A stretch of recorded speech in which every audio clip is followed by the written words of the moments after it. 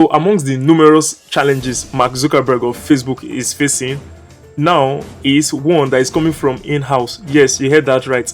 Meta Oversight Board urges company to assess human rights impact of hateful conduct policy. Now, that hateful conduct policy used to be called hateful hate speech. Now they've changed it to hateful conduct policy. And now in that new update, people are beginning to say that Mark Zuckerberg has given people power to, criticize people unnecessarily, to promote hatred, and then to attack the LGBT community, the minorities, people of color, because this body that used to, be tasked with the duty of ensuring that there is no hate speech has now been replaced by something similar to that of community notes. And community notes is that used by X, that is the new Twitter, whereby what actually regulates something that is either good or bad is actually the community, not necessarily one body, because Mark Zuckerberg feels that that body that does that has been too biased, and people are complaining in the United States that they no longer have trust in the body, because the body tends to,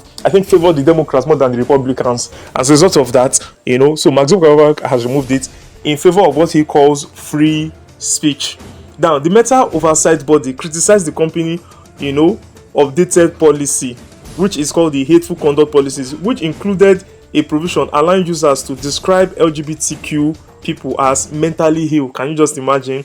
Among other controversial updates, urging the company to assess the human rights impact of the policy on LGBT people, minors, and immigrants. And this body, in Facebook is actually like the Supreme Court. It's the body that has like some of the final powers of recommendation, but of course the body cannot just, it's just like a court. The court can only just say do this, do this, do that, but the company's CEO still has, and the company board still has, some things to do at their own discretion. Now, the CEO Mark Zuckerberg defended Meta's content and then policy, in an interview with Joe Rogan at some point, where he said that it is something, that they just need to do so that there will be freedom of speech on the platform, just like X is doing. And I think I will not really blame him so much, because he has realized that Facebook is beginning to lose so much, subscribers. As a result of that, they are now trying to approach a more, or adopt a more liberal, policy. The Meta Oversight Board, which makes company decisions and conduct mediation, and is sometimes referred to as the Meta Supreme Court, issued a response to Meta's hateful conduct policy change Wednesday, criticizing the update as hastily made. They felt it was hastily made, and that Mark Zuckerberg should do something. And said the Oversight Board also urged Meta to assess the effectiveness of its community notes. This community notes whereby people, so if in there now I say that President Biden was corrupt, then it would have to be people. So it means that if people now come and say, if like 80% of people who respond to it reflag it as being misinformation, and 20 are saying it's not misinformation, then the 80 people have it, and then they have that way. So it means that it is not really what is truthful, but what people accept. So if majority of the people accept what is bad, then it becomes the norm and it becomes accepted. So that's what he is doing. And that actually is going to, make people think that Mark Zuckerberg is not doing what he's supposed to do with respect to controlling, the kind of hurtful things that flow on the internet. So the community note policy, which it had adopted after abandoning the third-party fact-checking policy. So that company used to be the ones that will do it for them. So this one will save them some money though, but in the end, it will allow misinformation spread on the internet. And so how did this update? How did Meta update its hateful conduct policy?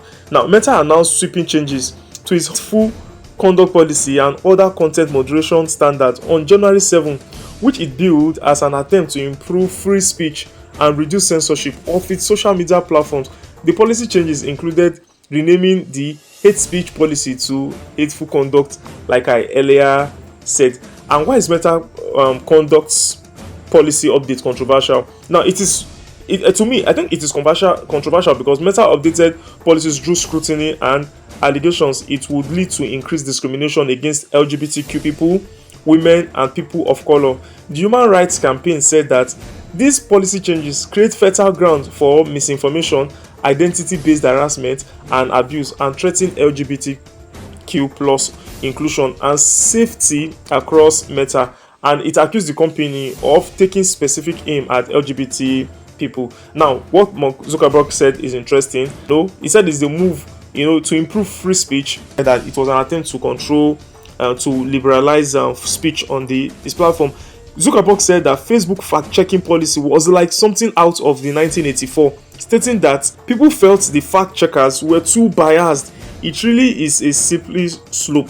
They felt that those fact-checkers were biased, and as a result of that, he praised Elon Musk X for adopting a community notes program in place of fact-checking. And so you know that he probably has gotten his mentor in Elon Musk.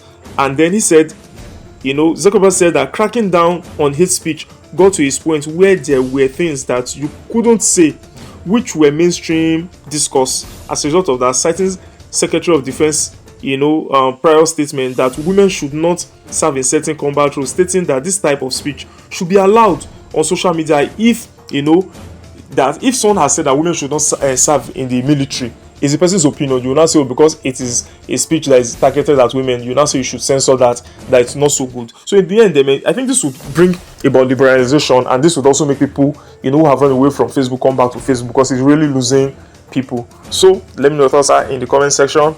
If you think that this is good enough, or if you think that what Mark Zuckerberg has done is the right thing. Remember to like, share, subscribe, and comment. I remain your boy Ernest Omozugbe Adeboyo Koje. Until we meet again, signing out. Peace.